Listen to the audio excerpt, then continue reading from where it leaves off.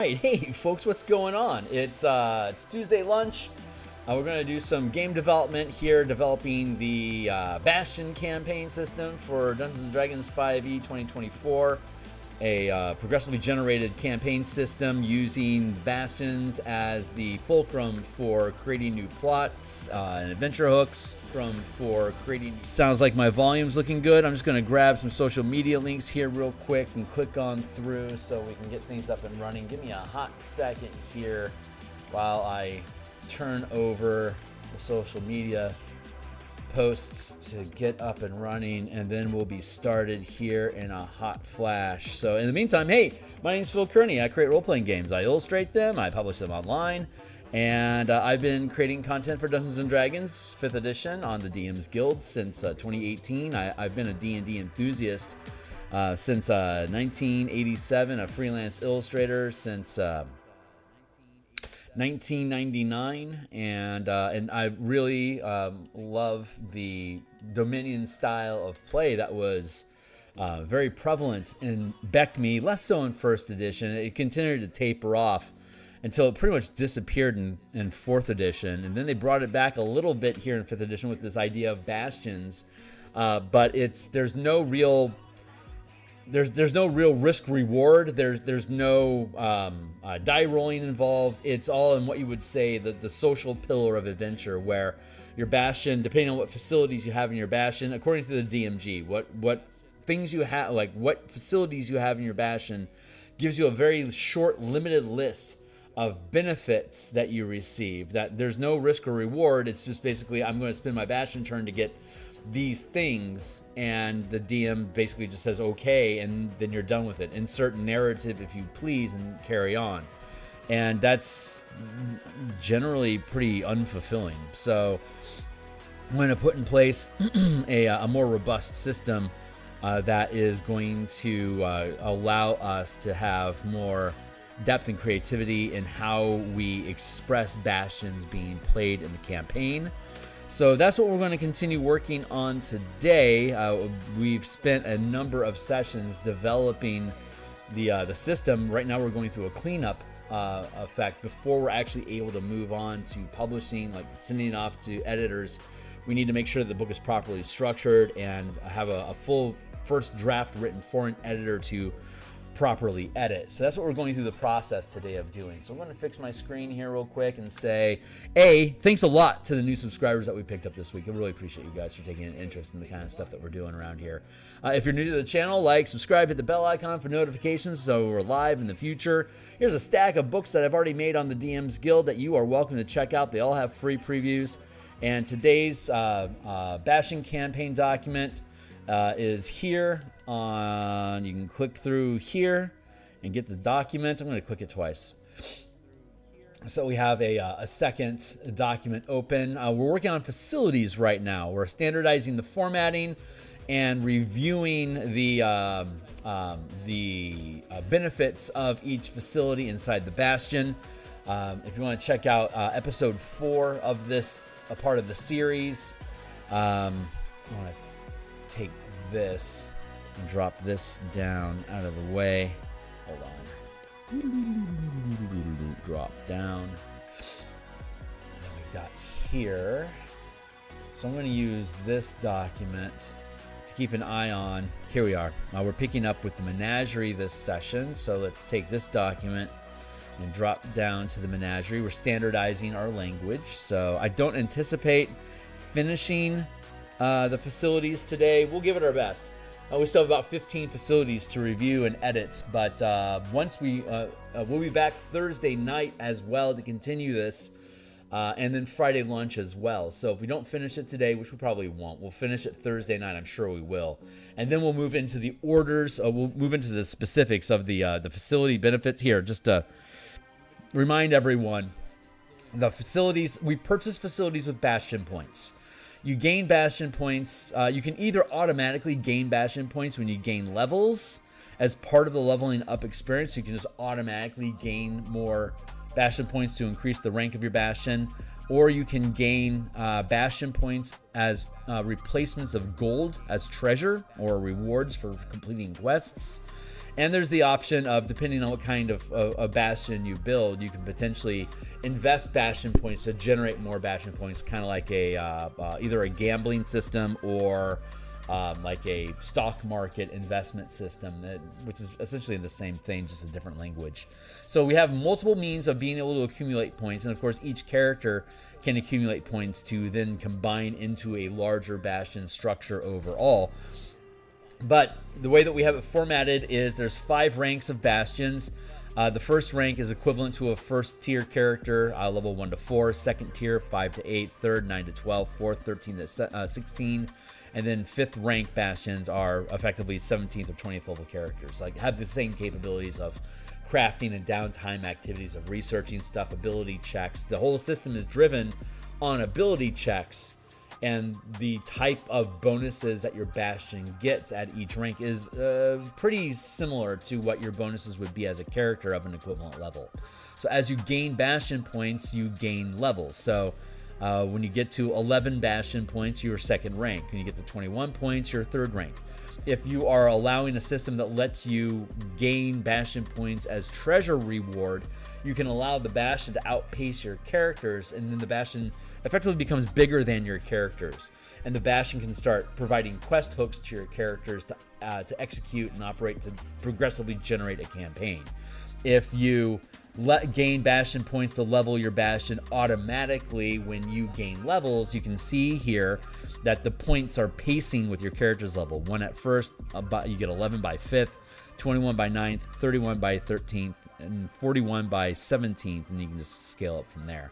So 1, 3, 5, 8, 11. So it's basically 1 point, and then you get 2 points, and then 2 points, and then 3 points, and then 3 points, and then 2 points, and then 2 points, and then 3 points, and then 3 points, and then 2 points, and then 2 points, and then 3 points, and then 3 points.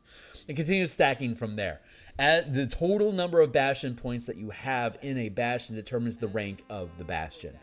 Then you use those points as a mana pool, or like spell points, that you use to purchase facilities or to spend on like re-rolling dice or adding bonuses to your die rolls and stuff when you're trying to accomplish tasks or execute like ability checks and Bastion checks. The Bastion points can be used to give you bonuses so that you're more likely to succeed at the cost of using up resources. Hey, Steve, it's good to see you. So that's the basic break there. Depending on what rank you are, that's going to determine the type of Bastion die that you roll. So basically, when you, like, say, if you're 2nd rank and you have like a 2nd rank workshop, you're going, if you were to issue an order to your workshop to like make thieves tools or something like that, and the thieves tools cost less than 100 gold, so it's only a DC of 10. A 2nd rank Bastion would roll a D20, then +2 for the rank, and then a D6 because you have a 2nd rank workshop. 1st rank, 2nd rank, 3rd rank, 4th rank. The rank of your facilities can't outrank the Bastion itself, but you only have so many points to invest in any particular, like, for example, at 1st level, you could get up to 10 Bastions, 10 facilities in your Bastion if you wanted to, each of which you could issue orders to do different things, and you would add a D4 plus 1 plus D20 to accomplish, to succeed at your checks.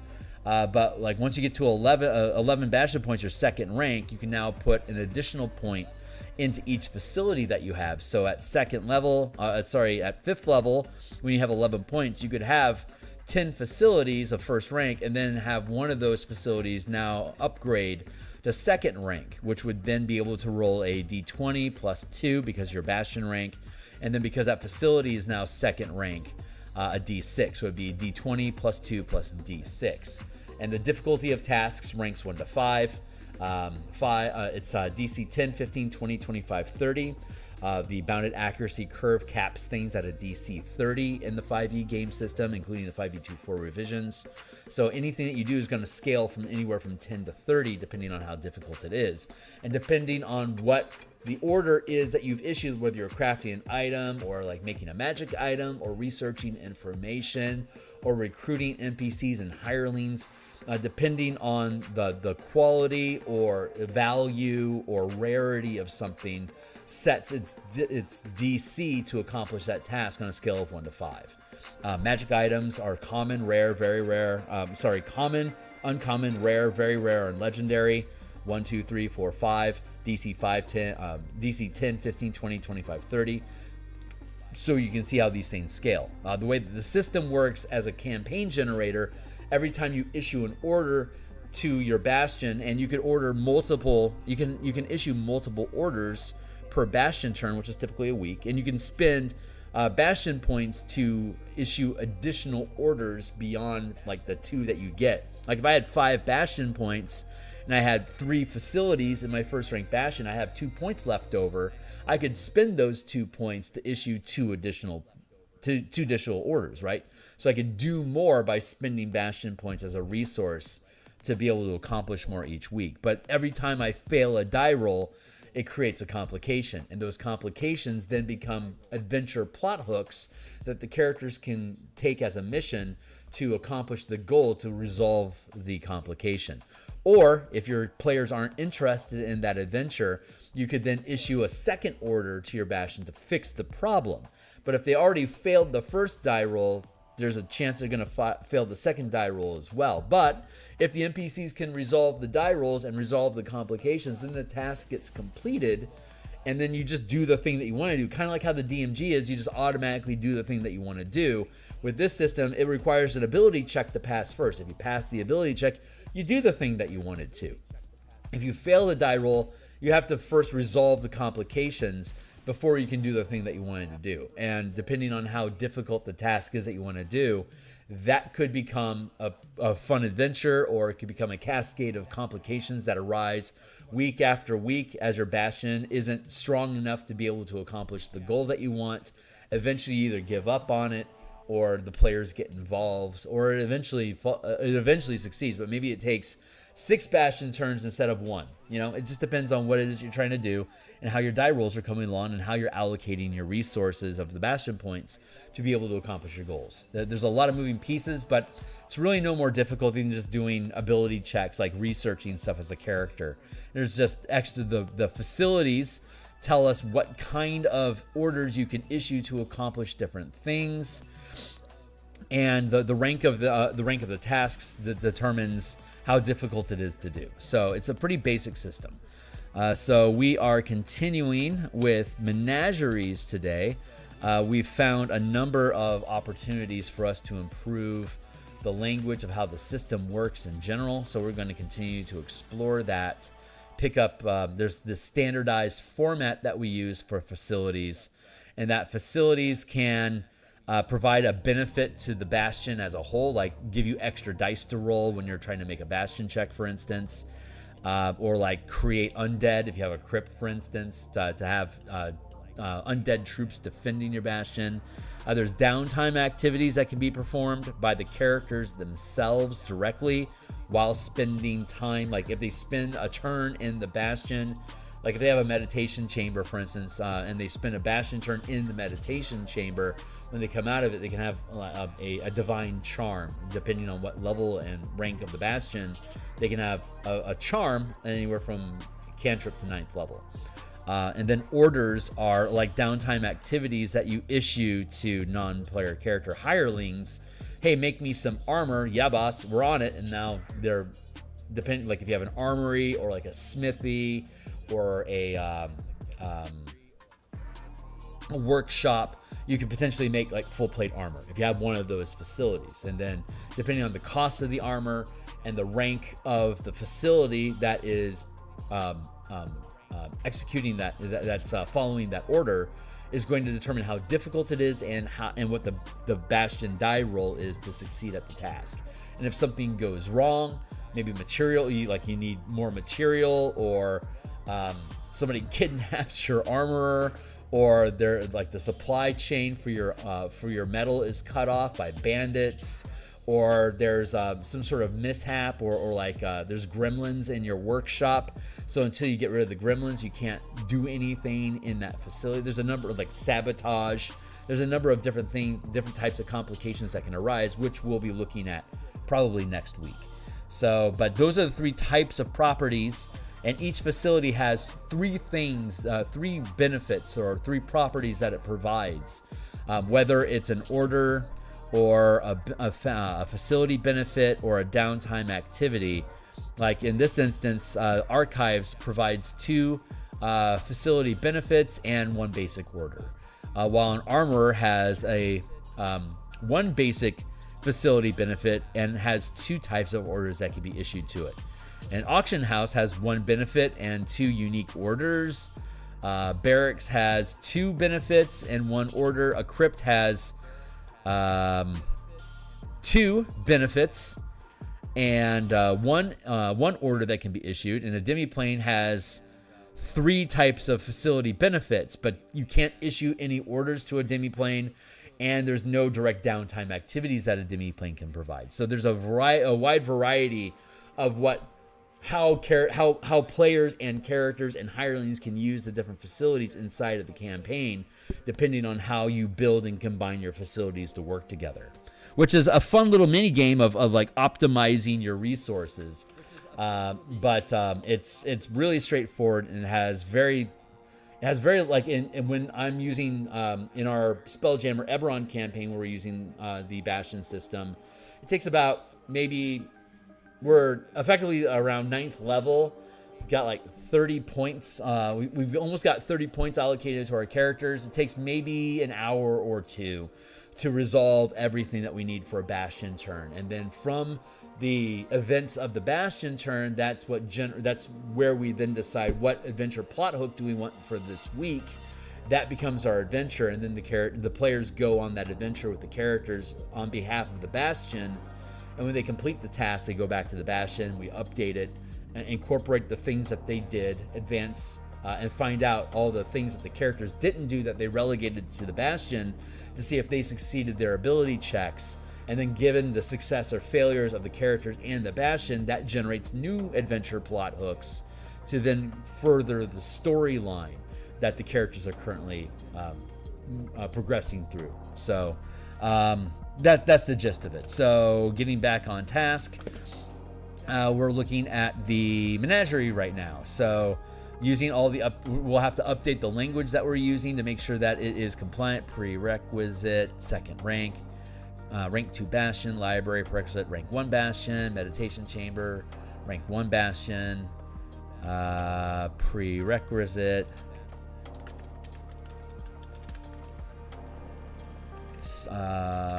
rank 2 Bastion. So let's see, basic facility benefits. Well, when issuing the harvest order to acquire animal materials, you can roll an additional Bastion die. So when how does that work? When issuing a basic harvest order, down at the end of the description, at the end of the list of all the facilities, we have the details of how each order works. There's basic orders that work the same no matter what facility it is that's doing it. The order works the same for each. There's unique facilities that use the rules of issuing orders, but has a unique effect to that facility alone. And then we have the facility benefits that are standardized, that follows a specific format. And then the downtime activities also follows a format. So all this is formulaic, that affect characters, NPCs, and orders equally. It's kind of like it's kind of like how when you take a feat and increase an ability score, it doesn't matter what ability score you increase, the feat works the same for each of them. It's kind of the same way. Or like when you take the weapon mastery feat to acquire another weapon mastery, that feat works the same no matter what weapon it is that you choose. It's just how you use the feat is going to determine what weapon you gain the mastery for. You see, it's a standardized system which we can then use to create new like if the list of facilities that we have isn't hitting exactly what you want to be able to do with your facility, with your Bastion, then we'll provide the format, like this is how you make a facility. And then since all the mechanics that are involved with facilities are standardized, every facility is effectively equal in power. None is more obviously powerful than another one. They all work together the same way, but covering different aspects of the game. but it's all very standardized based on the rank of the Bastion. So the benefits that the characters get doesn't outpace what the characters should be able to do at the same effective level. So that's the idea. So Meditation Chamber, when issuing a basic Empower order to create a magic item, you can roll an additional Bastion die equal to the rank of this facility. So and this is described again down in the orders area, but like say if we were a 3rd rank Bastion but only have a 2nd rank Meditation Chamber, if we're making a magic item, like say in the Scriptorum, we're scribing a new scroll that we can use on an adventure. We would roll, like if the Scriptorum is 3rd rank, in your 3rd rank Bastion, you'd roll a d20 plus 3 because of the rank of your Bastion, and the Scriptorum is 3rd rank, so that's a d8. But with this, with the Meditation Chamber, say it's at 2nd rank, you would roll a d8 for the Scriptorum, and you'd roll a d6 for the Meditation Chamber. And between the d8 and the d6, whichever die result is higher, you add that to the plus 3 and the d20. So it's easy for you at like really high ranks. It's pretty easy for you to hit a DC 30, but there's a variable. There's the d20 variable, and there's the proficiency die variable. The proficiency die was a variant rule in the 2014 DMG. And for those that are aware of like the Power Rangers, G.I. Joe, Transformers, My Little Pony RPGs that were created by Renegade Games, the Essence 20 system, it uses the proficiency dice as well instead of proficiency bonuses. So if you've checked out those books, there's a lot of clever ways that they use proficiency dice in different ways. So I'm kind of scraping that idea. I've been a big fan of proficiency dice for a long time. And then when I ran across Essence 20, it's like, here's a 5e game system that leans into proficiency dice. And there's a lot of fun stuff that you can do with them. There's a lot of stuff that we've put like into the Spelljammer book and the martial power system that Essence 20 doesn't use. So they've only scraped the surface of what you can actually do with proficiency dice, or what those proficiency dice can do for your characters inside of the game, depending on what kind of mechanics that you develop. So it's a lot of fun using those game systems, which we're implementing here. So that D20 plus 2 plus D8 or D6 that stays inside the DC 30 power curve that you expect for the bounded accuracy system. It doesn't blow your stats out of the water, so you just automatically succeed by adding a whole bunch of dice together. That just ramps your DC, that just overclocks the DC too easily. But by giving you multiple dice that you can roll, but you keep the best die results, that helps mitigate bad numbers. Like the more dice you can put into a die roll, the more likely you are to roll above average, but not completely blow the DC out of the water. See how that works? Equal to the rank of the facility. Downtime activities. A character that spends a Bastion turn of downtime activity using this facility gains the benefits of a Divine Charm. That's a standardized term. There's more than one facility that can provide a Divine Charm. And we'll look at that as basically as a standard downtime activity that we have listed down below. But it shouldn't be capitalized like that. Downtime activities. For those that don't know, a Divine Charm is basically you get a spell that you can cast without being a spellcaster or without any material components or expensive items, like a fifth level Divine Charm of Commune, for example, a Commune spell. If you get a Divine Charm to cast Commune, you can cast Commune once as a magic action without any kind of material components or knowledge of spellcasting. And once you cast it, the charm is gone, but you got that free use of the spell. So with the Meditation Chamber, if your character stays in a Bastion turn is typically a week. So if you take your character and put them in the Meditation Chamber to meditate for a week, when they come out of the Meditation Chamber, depending on the rank of the character, the level of the character, and the rank of the facility, you can pick a divine magic spell like off the cleric list, any spell that you want. So like Raise Dead is a 5th level spell, and say you don't have a cleric on hand, but you feel like you should have a Raise Dead spell on hand, you could have your 9th level character, regardless of what class they are, spend a week in the Meditation Chamber. And when they come out of it, if the Meditation Chamber is 3rd rank, that'll give you access to 5th level spells. So you can choose. I now have a Raise Dead spell that I can cast. I can only have one charm active at a time, and when I spend it, it's gone. So I'd have to come back to the Bastion and spend another week recharging my charm to regain that free spell. And as I continue to gain levels, like as you can see, you can have access to this as early as level 1. So like first rank, a second rank Bastion, for instance, could cast Revivify. So if I have a 5th level character and I don't have a cleric with Revivify on their list, my fighter could pick up Revivify. So I could cast Revivify once at 5th level, Raise Dead at 9th level, Resurrection at 13th level, True Resurrection at 17th level. See how that scales up like that? It gives characters the option, by taking the downtime activity, slowing the roll of your campaign, you can equip your characters with one-use magic item spells like that. Like charms are just a thing that are in the DMG that you can reward. You can reward to characters as like a quest goal for helping gods or whatever.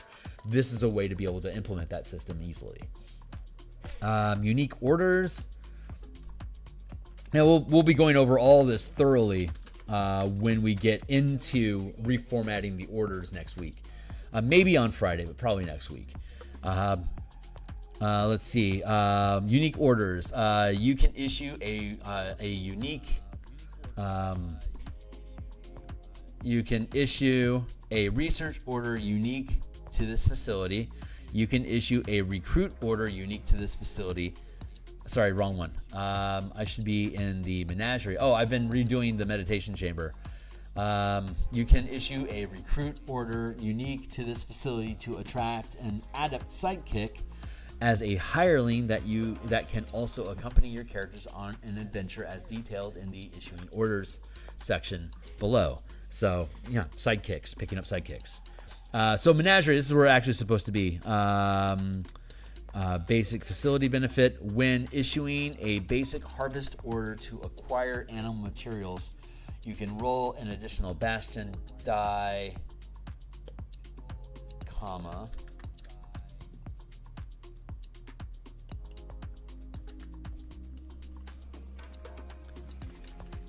You can roll an additional Bastion die equal to the rank of the facility. A menagerie is like a zoo, so you're gathering animals. So harvesting animal materials is like leather from cows, or wool from sheep, or antler from deer and antelopes.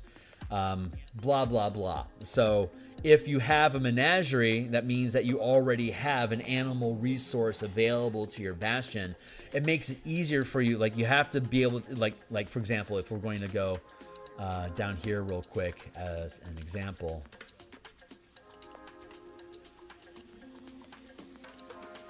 If we're making stuff, right, we're crafting. We're using the crafting rules here. So let's say we want to make a basket. That's a common item because it costs less than 100 gold. And a basket made of wicker is typically going to be made out of plant materials. So there's animal, plant, and mineral materials. So you can make a basket if you have a guild hall or a workshop. That is a guild hall or a workshop. If you have either one of those, you can make a basket. Those would be the appropriate ones, like seamstresses or leather workers would be in a guild hall. A workshop is a general machine shop, right? So you can make all sorts of stuff there. So if you want to make a basket, all you need to do is common is first rank. So at first level, right out the gate, you can have a basket shop, and the difficulty to make a basket is DC 10. And as long as you have plant material, and we don't get too specific about the materials, it's just either plant, animal, or mineral, and then you just fill in the descriptor from there, right? So for a basket, like we need reeds, for example, like we need bamboo reeds. That's what we're going to make our basket out of, or maybe like corn, or like corn sheafs or whatever. So pick a plant material that you like to make your basket out of and proceed. If you have a guild hall or a workshop of first or higher rank, you can make baskets. So maybe your character doesn't specifically need a basket, but you can narrate, like, these are the type of things that we make in our Bastion to generate wealth, to maintain a lifestyle for the hirelings and our characters while they're in the facility. So it becomes a self-funded system. We use a Bastion die, a Bastion check to determine our lifestyle.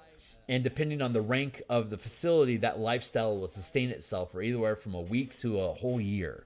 So you would then issue an order to maintain a lifestyle for the for the guild, for your Bastion, and that the result of that is going to be anywhere from wretched, squalid, poor, comfortable, wealthy, and aristocratic. I missed one in there. Poor. It's listed down below. I'm not gonna spend the time to look for it. But there's seven degrees of lifestyle in D&D 5e, and poor is a DC 10, while aristocratic is a DC 30. So depending on how well you roll on maintaining your lifestyle for your Bastion, as long as you roll at least a 10 or above, the place stays open. But anything less than a 10, it's unstable. Things are going out the door, like things are being stolen from you. People like vagabonds are sleeping in your workshop. Monsters are grazing in your garden. You're not maintaining a good house, and it causes disadvantage on checks because you don't have a tidy ship.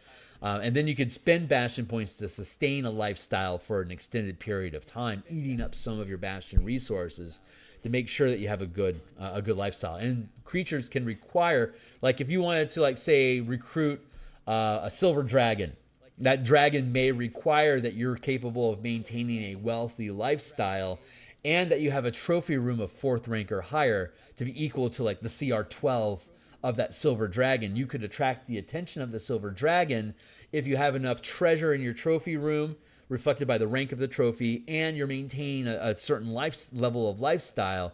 The dragon's like, yeah, this is posh enough. I'm willing to hang out with you guys. And then you could pick up a hireling as a dragon as a hireling to do things with. Anyway, that's one of the ideas. So that's what we're talking about when we're talking about materials here. So if you don't have the material, like if you don't automatically have the materials that you need to make stuff, you have to acquire those materials, which is an order to set up a supply chain for you to get the materials that you need to do the things. Supply chain for animal, mineral, and plant materials. And depending on the value of the item you want to create, it's on a scale of 1 to 5, basically the same cost as magic items. And so you have to establish a higher rank tier, a higher rank of quality items. So like if you want to build a Spelljammer ship that costs 80,000 gold, that's a 5th rank item because it's somewhere between 40,000 and 200,000 gold in value. That puts it at the 5th rank. So for you to be able to make that ship, you have to have plant and mineral supplies, materials of 5th rank to be able to have maybe not the highest quality, but a large enough supply of to be able to make a 250-foot ship. So that's how those ranks apply to volume and quality. So you look at the value of the thing you want to make and you compare it to the rank that it falls under. So if you have established a supply chain that provides materials needed to make an item of that quality, you succeed. If you don't have that material available, the task will fail, creating a complication of you needing to find someone somewhere somehow that can provide that material for you, which could be a nugget that could be an adventure thread that the team might think is fun. Hey, we need this exotic, like we need transparent aluminum.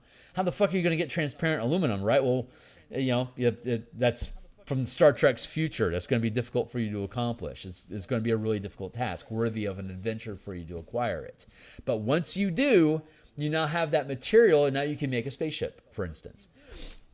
That's the idea. So when we're talking about when issuing a basic harvest order to acquire animal materials, you can roll an additional Bastion die equal to the rank of this facility. As a menagerie, it's basically a zoo. So you would have animals on hand that you could acquire materials from. And that just basically says that it's easier for you to acquire those materials than it otherwise would have been. Because you're already used to handling animals, it's easy for you to process these things. That's the narrative that kind of goes on behind that. Downtime activities. A character that spends a Bastion turn of downtime activity using this facility gains resistance to one type of damage appropriate to the creatures in the menagerie. The type of damage that you gain resistance to this way is determined by the rank of the facility. Order. Before we look at that, let's look at order. Recruit. You can issue a basic recruit order. Issue a basic recruit order to convince a local creature to aid the operations of your Bastion or to act as a sidekick during adventures as detailed in the Issuing Unique Orders section below. Orders, that doesn't need to be capitalized. Orders. Let's see. A character that spends a Bastion turn of downtime, the type of damage that you can gain resistance to this way is determined by the rank of the facility. So here's the types of damage that you can become resistant to. The type of animals that you have in your menagerie it's covered further down below in issuing orders. But you can issue a basic order as detailed in the issuing basic orders section below. When we get down into the orders down below, it has recruiting, and the CR of creature that you can recruit is based on, again, the rank of your facility. So as you get a higher rank facility, you can either capture or convince creatures to join you in your Bastion, either as allies or as pets, depending on their intelligence. But that's all we need to do. You can issue a basic order. Issue a basic recruit order to convince a local creature. Good. Observatory is third rank. So prerequisite.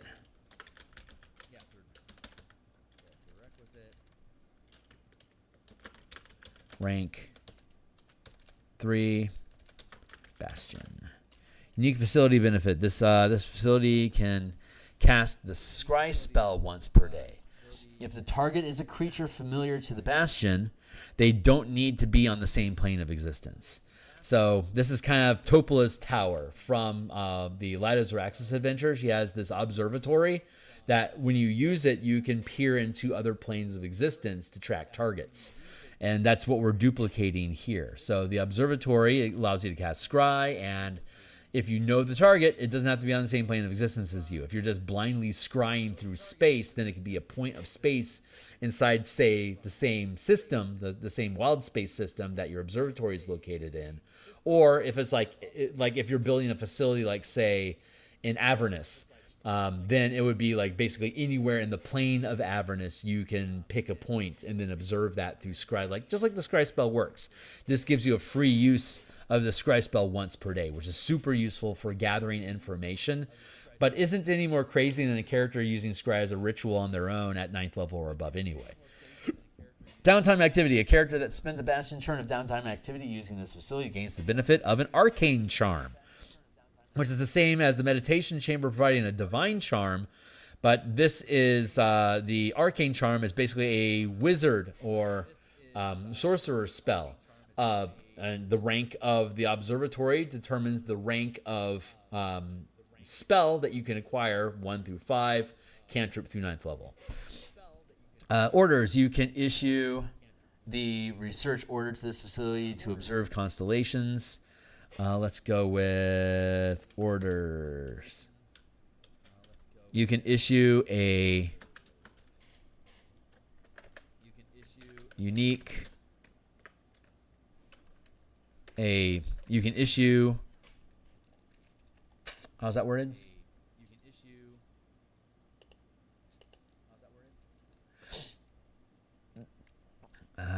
A creature that spends a Bastion turn of downtime. You can issue a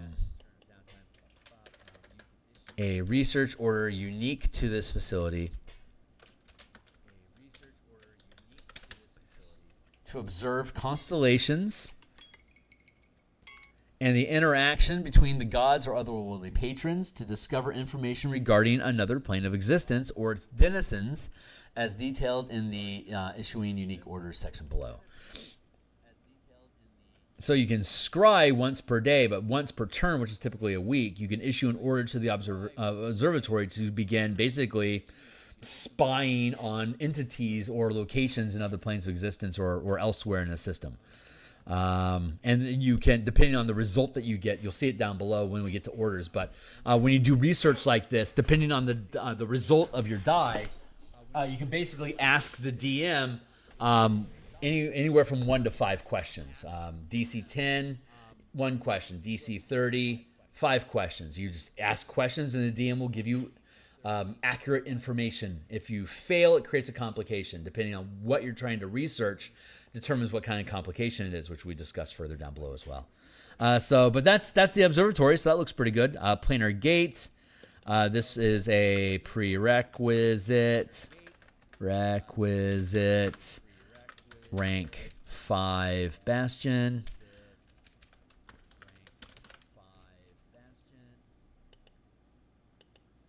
Unique facility benefits. This facility can cast the Gate spell once per day. Super useful. Gate 9th level spell. There you go. 5th rank. Rank 5 is effectively level 17, so that corresponds. And then unique facility benefits. Roll an additional Bastion event. Roll an additional Bastion event each Bastion turn. So the Bastion events, you'll see this later on when we get to it, but Bastion events frames the narrative of complications or events. So like if strangers show up, could be one of the results of a Bastion event. And like if things start to become like if one of your complications is your facilities are sabotaged, then that would naturally tie into strangers arrive at your Bastion and your facilities become sabotaged. This would basically indicate that these entities that arrive have been discovered after they sabotage your facility. Now that becomes a potential plot hook for you to explore, like, why are you guys messing with us? Who hired you? Who do we need to kick the ass of? And so some facilities allow you to roll multiple Bastion events each turn, because sometimes you gain things from a Bastion event, sometimes you lose things from a Bastion event. So multiple Bastion events each turn is representing how much of a hub, of like a travel hub or a center of power your Bastion is becoming in the geopolitics of the multiverse in your campaign.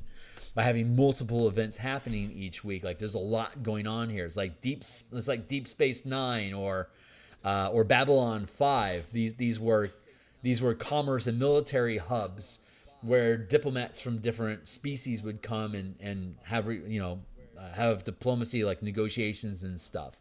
So there was always something new. Every episode of those shows, something new would just be happening at the place while there was an ongoing plot line running alongside it. You know, like there's an alien invasion, we're gonna have to ramp up for that, or like there's some sort of insurgence that's going on, and we have to plan for that, and that might span a whole season.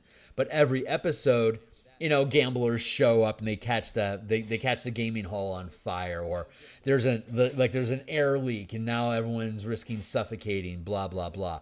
These are like random complications that affect the weekly activities, while longer campaign threads are happening at the same time. It's the same way of being able to layer those two things together this way. So you get 3 events. You get 3 things each. So we get the Gate spell once per day, and we get an extra Bastion event each turn. And orders is you can issue the order. You can issue a recruit order unique to.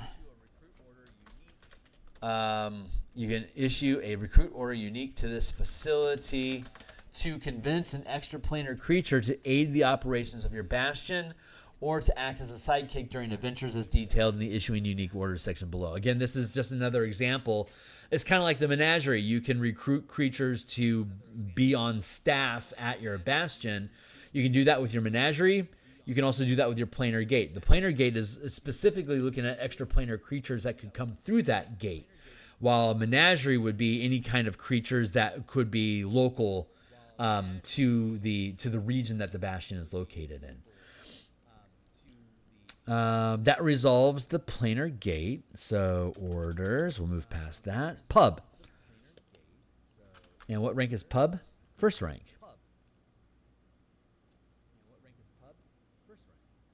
Whatever. Prerequisite. Rank 1 Bastion. When issuing the maintain order to determine the lifestyle of your Bastion, you can roll an additional Bastion die. When issuing a basic maintain order to determine the lifestyle of your Bastion, you can roll an additional Bastion die of the rank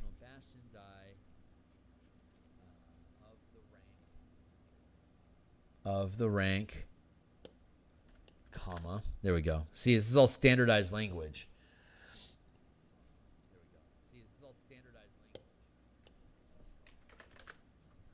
Comma, you can roll an additional Bastion die equal to the rank of this facility. There you go. So pubs makes it easier for you to maintain a lifestyle for your facility, because a pub, it's a business. It's specifically there to generate wealth, right? You're selling booze. Cheers. Basic orders, craft. You can issue a basic craft order to create non-magical items. You can issue a basic craft order like rations, beer, wine, basically any kind of food items, cheese, spices. Those are the kind of things that you can craft with the pub. And then research. You can issue.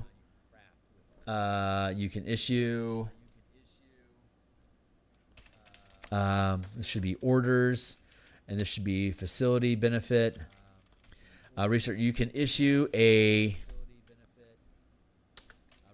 research order unique to this facility to observe conversations and overhear rumors about recent events, local items, locations, or NPCs as detailed in the issuing unique orders section below. And again, this is you choose a subject or a topic of conversation or a target location or person, and you then harvest rumors about them using the research order to make an ability check, and determine, depending on how high of a die roll you get, determines how many questions you get to ask about that the topic or target that you've chosen to research. And if you roll below a 10, you've offended or angered the target, or somebody related to that location or whatever gets a beef with you, and now you have somebody that's basically attempting to sabotage you as a result of you snooping. It's kind of the narrative that goes on there. 1, 2, buckled shoe, reliquary, prerequisite, rank 3.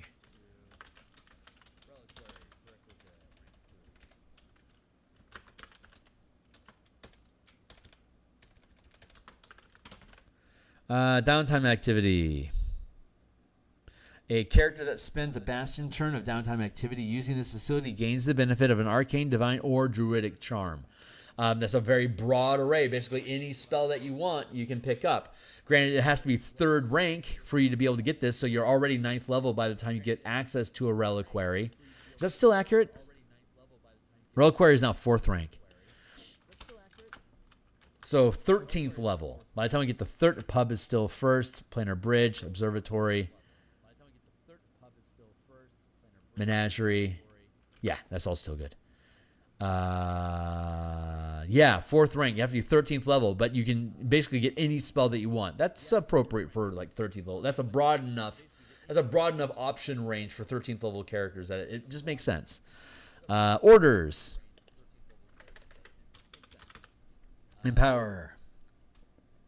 You can issue a basic empower order. A basic empower order to create arcane, divine, or druidic magical items, armor, rods, armor, ring, rod, or weapons.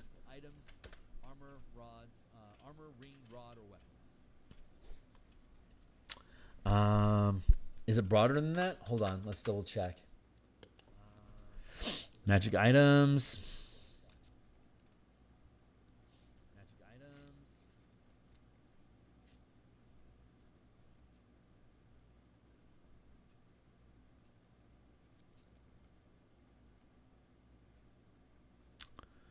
Magic items, type, and let's see, Reliquary is armor.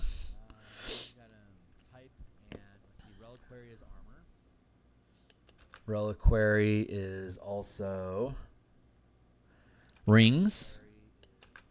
Reliquary is also a rod.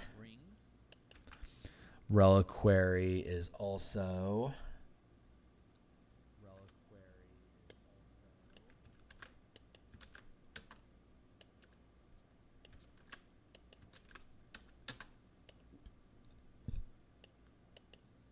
Reliquary does a lot.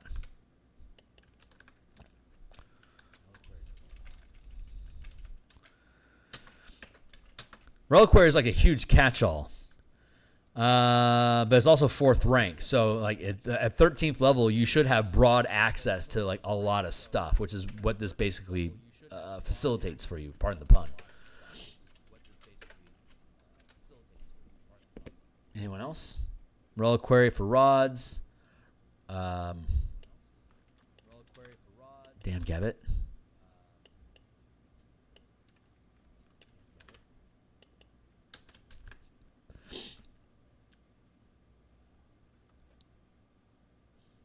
There, good.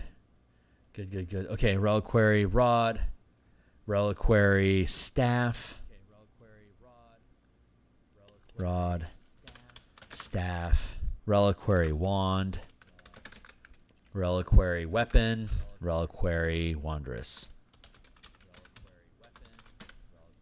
There, a wide array of stuff that you can make in a reliquary.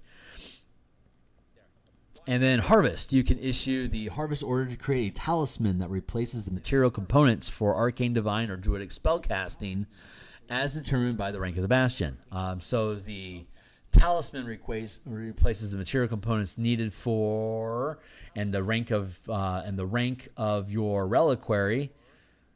I mean, you don't get it until 4th rank, but once you get 4th rank as a bastion, you can put 1 point into it to install a reliquary, and then each bastion turn after that, you can issue an additional order to continue increasing the rank. So it eats orders to improve facilities. So you can't just like if you're building facilities, you can't really use that facility to do anything. It's under construction. So once it's completed construction, you can start using it.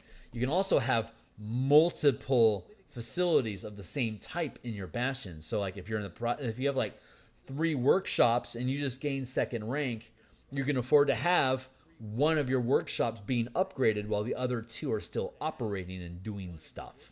So you can spend your bastion point because you can only issue 1 order to a facility each bastion turn. So if you want to do more than one thing that requires a workshop, you're going to have more than 1 workshop facility installed of the rank that you need to accomplish the task. There you go. Harvest. Right. So you can issue the harvest order to create. You can issue a harvest order unique to this facility to create a talisman. And so that takes care of the reliquary. Let's look at the sacristy. Sacristy requires 1st rank.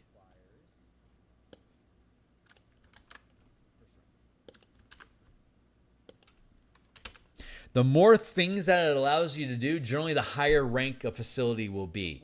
But again, like this sacristy allows you to make magic items starting all the way down at level 1.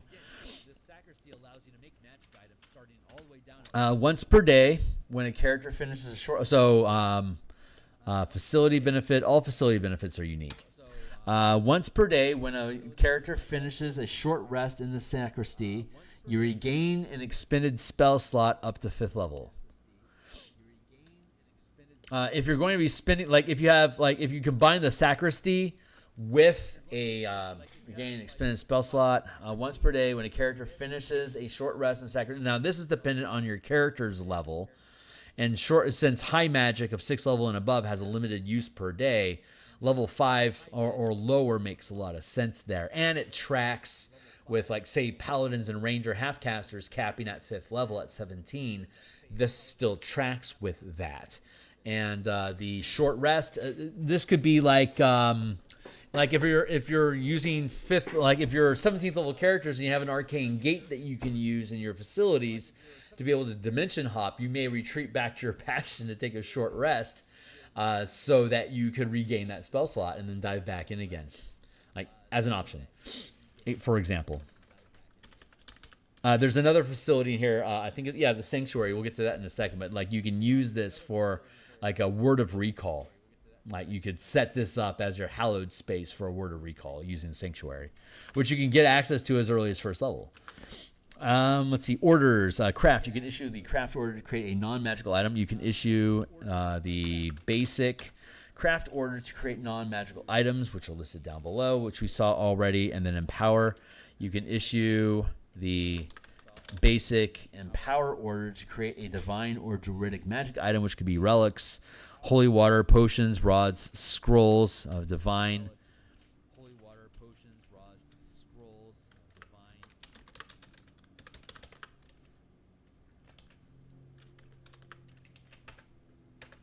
Staff wand, wondrous items.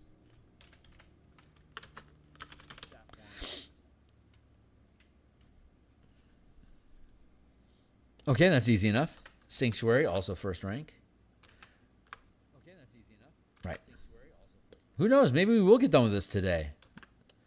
That means on Thursday we'll start in on clarifying the orders to make sure that they're synchronizing with these benefits properly.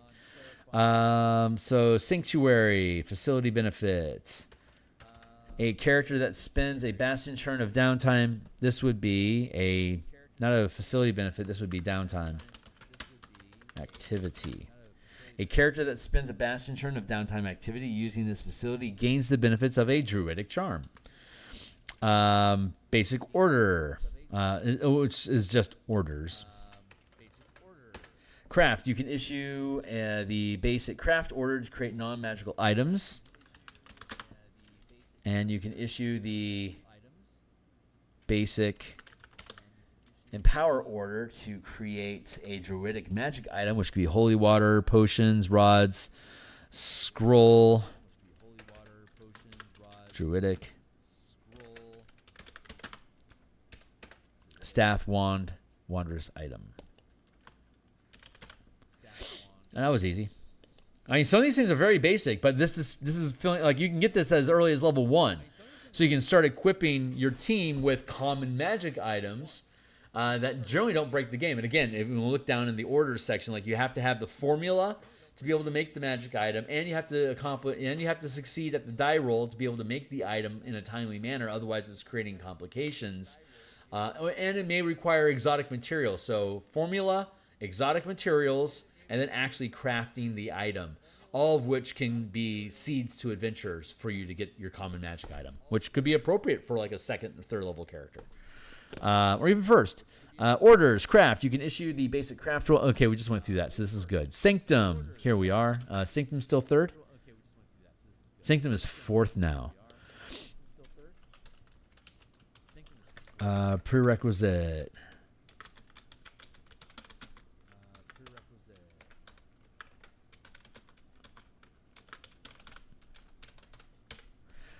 When issuing the empower order, you can roll an additional bastion die.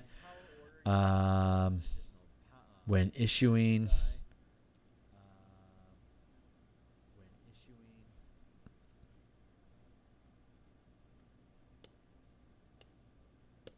your bastion, comma.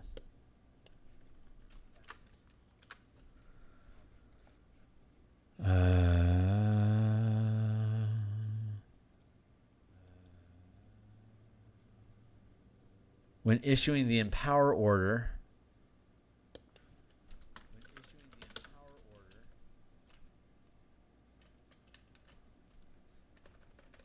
when issuing a basic empower order, comma,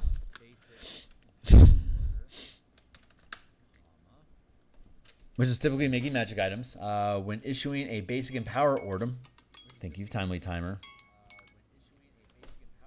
When issuing a basic Empower order, you can roll an additional Bastion die equal to the rank of this facility. Again, it's 4th rank, so it takes a long time for you to get there, but once you do, making magic items becomes more reliable if you're using the Sanctum. Because, again, these dice get to stack with each other to help guarantee you'll get an above-average result.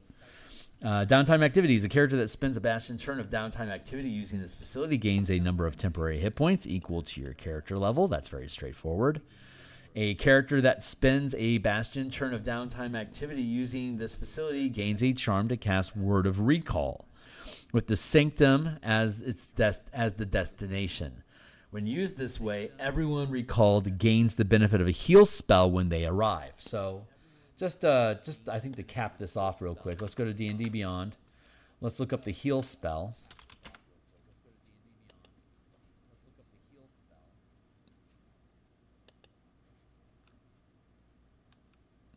Sixth level, gain access to it at 11th, and Word of Recall.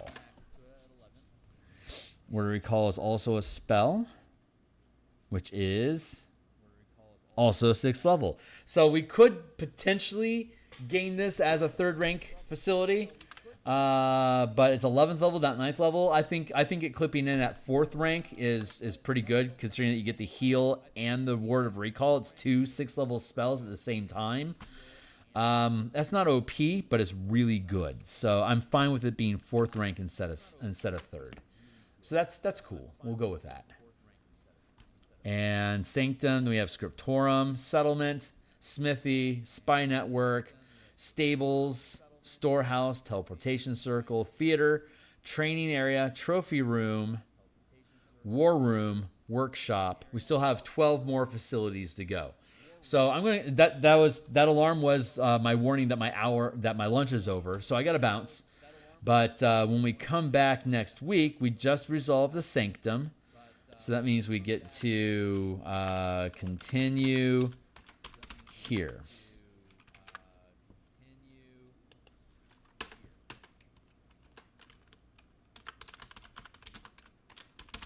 So I'll be back tomorrow morning to do more Eberron art.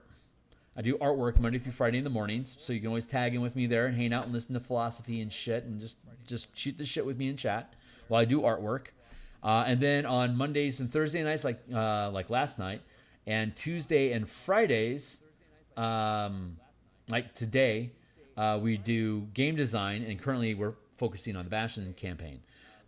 Thursday night, though, is going to be a little different. At 5 o'clock Seattle time, minus 8 UTC, I'm going to be playing Shadow Dark on Wally DM's channel with Fred Wheeler, RPG, How to RPG, AJ Pickett, obviously Wally DM, and then whoever else decides to tag in with us. I will be doing that from 5 till 7 Seattle time, which is Pacific time, minus 8 UTC. That'll probably wrap up around 7 or so. By 7:30, 8 o'clock, I'll be back on to continue working on these facilities. And we will finish this Thursday night. We have 12 facilities left to go. We have a cadence here that we're working through to make these things work. I will finish those. There's an outside chance that we'll have to finish it on Friday, but only probably a portion. So I anticipate by Friday we'll begin processing and revising and resolving the language for issuing orders, downtime activities, and facility benefits. And we'll do that definitely on Friday. And then Monday, Tuesday, Thursday, and Friday next week. I anticipate being done with orders by next week. And then the following week, we'll probably resolve settlements, franchises, and armies. And then 3 weeks from now, 3 weeks from now, we'll be resolving events and complications. And then we can rearrange the different sections to be able to make them make more logical sense, and then start building examples of how Bastion campaigns play.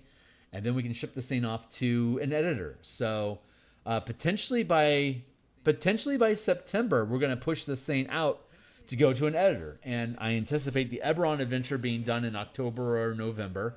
So by the time this comes back from the editor, it'll be ready. We'll have the Eberron adventure done, and then in Monday through Friday in the morning, instead of doing Eberron art, we'll be doing Bastion campaign art. And in the evenings, we'll start doing the layouts for the book to start building that out.